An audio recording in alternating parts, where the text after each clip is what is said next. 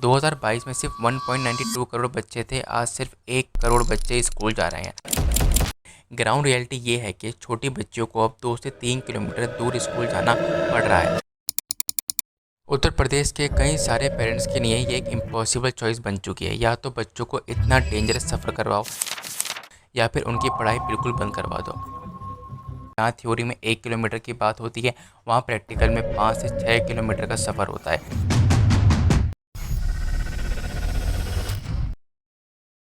क्या उत्तर प्रदेश के सारे स्कूल बहुत जल्दी बंद होने वाले हैं? क्योंकि योगी सरकार ने एक नया प्लान यूपी के 10,000 से ज़्यादा स्कूल्स को परमानेंटली लॉक करने वाला है। और क्यों पेरेंट्स से लेकर टीचर्स तक सभी इस पॉलिसी को एजुकेशन इमरजेंसी बुला रहे हैं। आज की वीडियो में हम वो सच अनकवर करेंगे जो आप तक पहुंचा नहीं है।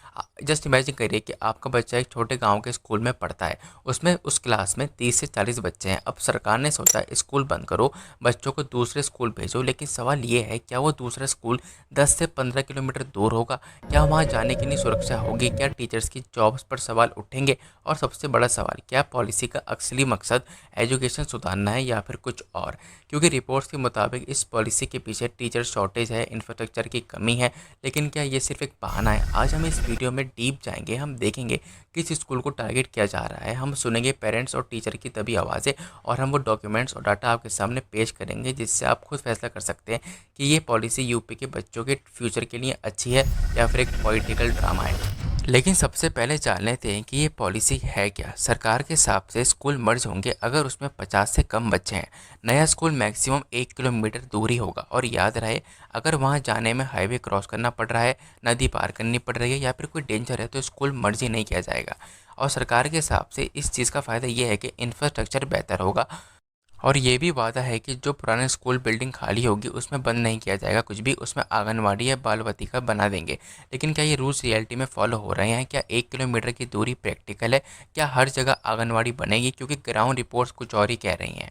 अब सरकार ये सब क्लेम कर रही है कि इंफ्रास्ट्रक्चर बेहतर होगा, टीचर ज़्यादा होंगे, फैसिलिटीज़ अच्छी मिलेंगी, और हाँ, एनरोलमेंट घटने के बाद का ये स्टेप लिया गया है।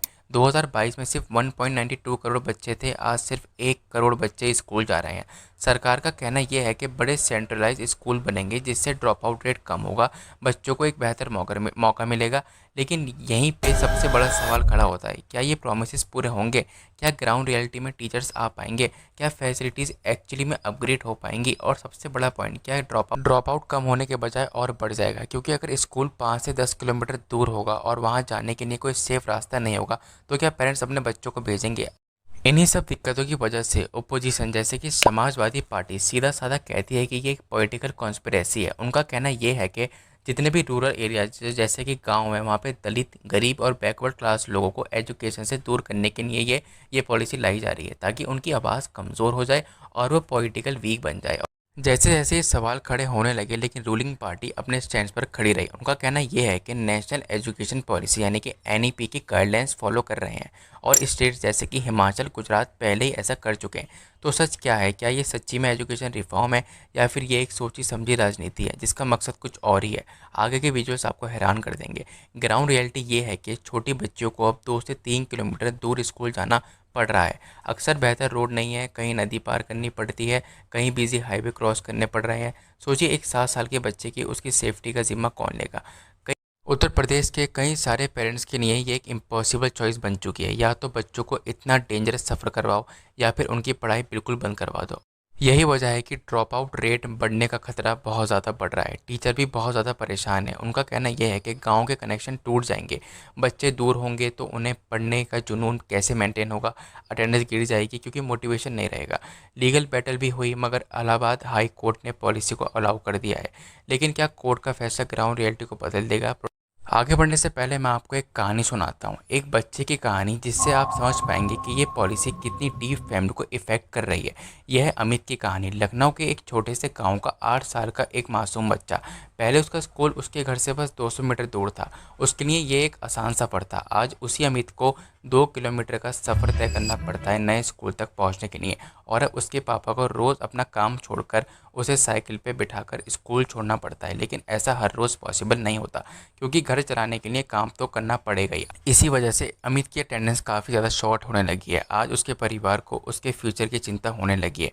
और ये सिर्फ एक अमित की कहानी नहीं है, ये आज हज़ारों बच्चों की कहानी बन चुकी है और एक्टिविस्ट ने उठाया है। लेकिन सरकार इसे एक एक्सेप्शन कहती है। मगर सवाल ये है, क्या ये सच्ची में एक एक्सेप्शन है या फिर ये वो सच है जिसको सरकार इग्नोर करना चाहती है। और क्योंकि ये सिर्फ अमित की कहानी नहीं है, एक और सुनिए जयवीर सिंह की कहानी, जो नोएडा के एक पेरेंट है। उनकी बेटी क्लास फर्स्ट में है और बेटा क्लास सेकंड में है। उनका स्कूल बंद कर दिया गया और अब उन्हें जो नया स्कूल अलॉट किया गया है वो उनके घर से 5 किलोमीटर दूर है। ये तो वो दो केस है जो सामने आ गए मीडिया रिपोर्ट्स या आर्टिकल्स पढ़ के। ऐसे कितने हज़ारों लोग होंगे जिनके साथ ये दिक्कत चल रही होगी। एक तरफ सरकार के रीज़न बिल्कुल वैलिड लगते हैं और बिल्कुल ठीक भी लगते हैं। बड़े स्कूल्स बनेंगे, इंफ्रास्ट्रक्चर बेहतर होगा, टीचर की कमी नहीं होगी, बच्चों को ज़्यादा फैसिलिटीज़ मिलेंगी और खाली बिल्डिंग्स को आंगनवाड़ी बनाया जा सकता है। थ्योरी में ये एक परफेक्ट प्लान है। लेकिन दूसरी तरफ ग्राउंड रियलिटी बिल्कुल अलग है। जहाँ थ्योरी में 1 किलोमीटर की बात होती है, वहाँ प्रैक्टिकल में 5 से 6 किलोमीटर का सफ़र होता है। जहाँ सेफ्टी का वादा होता है, वहाँ बच्चों को हाईवे और नदियाँ पार करनी पड़ रही हैं। और जहाँ ड्रॉप आउट रेट कम करने का वादा हुआ था, वहाँ पे तो attendance day by day short होती जा रही है। और सबसे भारी बात, ये पॉलिसी सबसे ज़्यादा उन्हीं को इफेक्ट कर रही है जिनको पहले से ही हेल्प की सबसे ज़्यादा ज़रूरत है, गांव की लड़कियां और गरीब परिवार के बच्चे। तो सवाल ये नहीं कि पॉलिसी अच्छी है या बुरी, सवाल ये है कि क्या इम्प्लीमेंटेशन सही से हो भी रहा है या नहीं, क्या ग्राउंड रियलिटी को ध्यान में रखा गया है या नहीं, और क्या हम एजुकेशन के नाम पर एक और सोशल इनइक्वालिटी को बढ़ावा दे रहे हैं या नहीं। ये सारे सवाल हैं जो मैं आपको बताना चाह रहा था। हालांकि मैं एक बात क्लियर कर देता हूँ, मैं किसी भी पार्टी का अंधभक्त नहीं हूँ और ना ही मैं बीजेपी को क्रिटिसाइज़ कर रहा हूँ। मैं सिर्फ बता रहा हूँ जो उस पॉलिसी में हुआ है और जिस तरीके से वो पॉलिसी इंप्लीमेंट की जा रही है उसका असर क्या हो रहा है। आई होप आप इस वीडियो को समझ गए होंगे।